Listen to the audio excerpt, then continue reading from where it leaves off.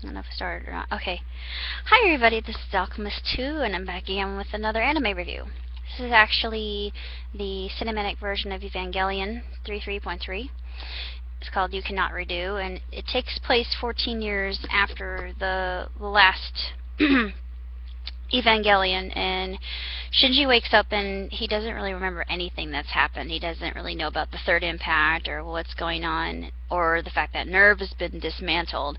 He's actually part of an organization called Wily, and Wily is against everything that Nerve stands for, and Misato is the captain, and when Asuka comes back, she's ticked off at him, and we don't really understand why that is. We think, what's your beef? Why are you being such a bitch? I mean, well, she's always been a bitchy character anyway. I mean, that's just who she is.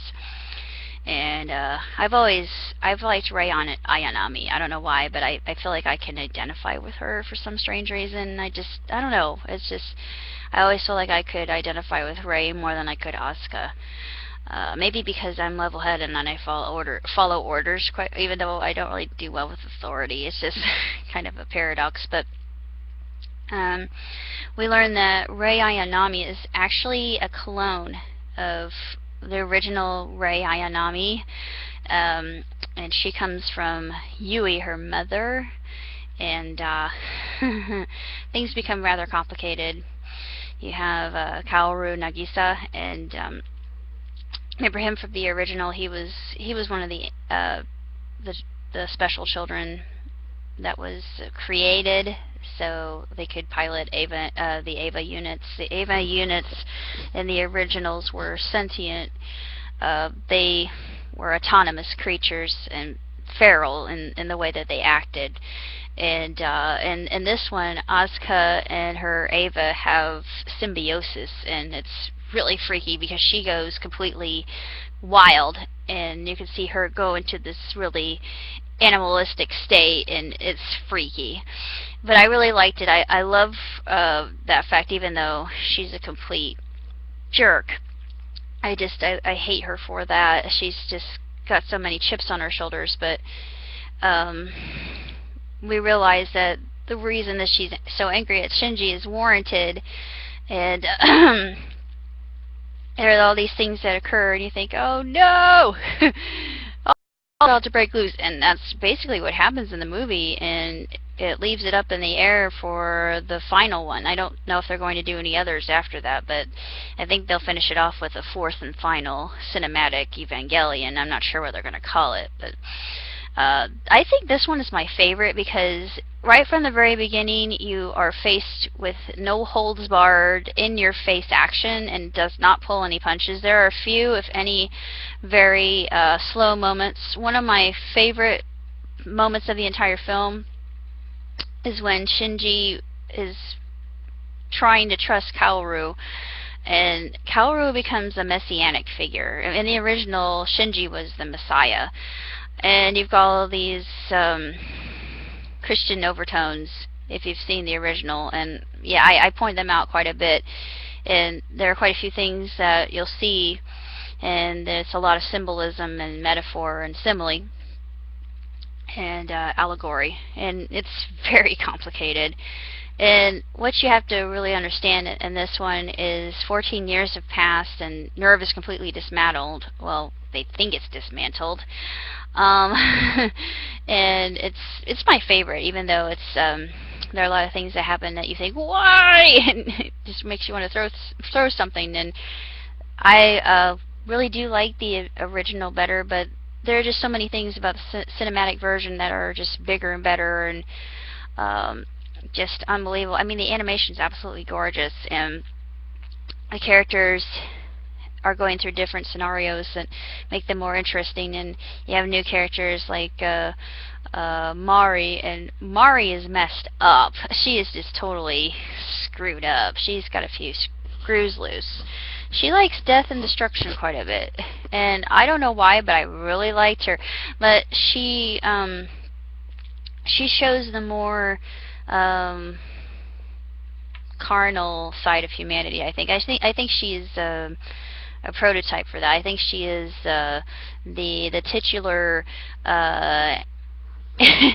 anarchist, and I don't know why, but I think there are parts of us all that are anarchist and iconoclasts, and she represents that.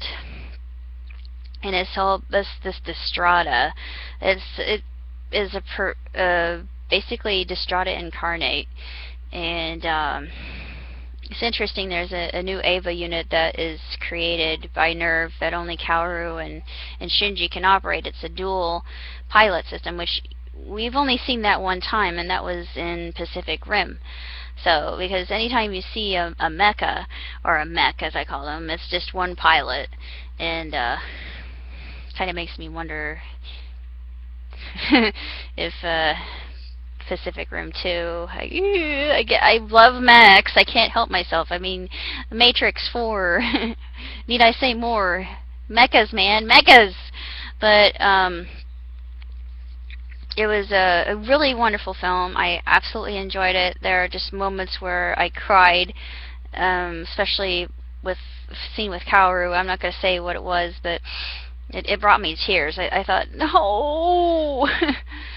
And it's just one of those things that just makes you weep. And with Rei, you feel sorry for Rei's character, the new Rei, I should say.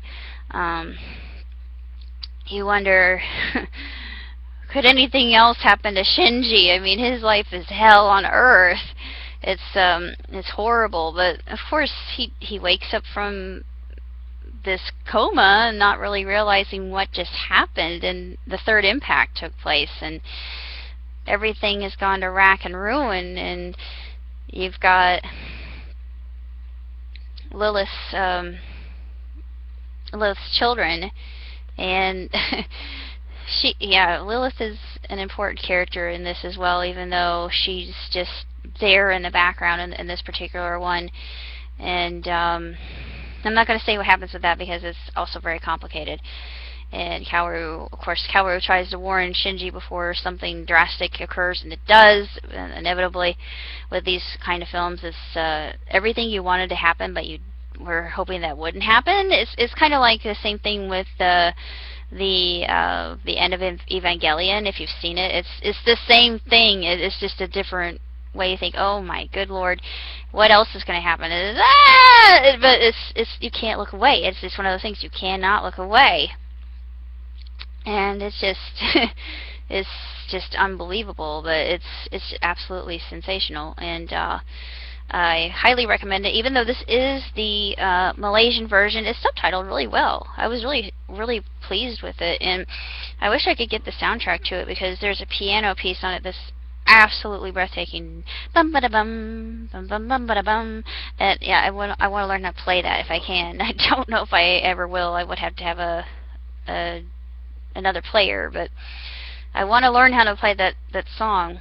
But that's pretty much all I have to say about You Cannot Redo. And if you're an Evangelion fan, you gotta see it. You have to see it. It's just one of those things. It's just absolutely sensational. 2 thumbs way up, 5 stars, hands down.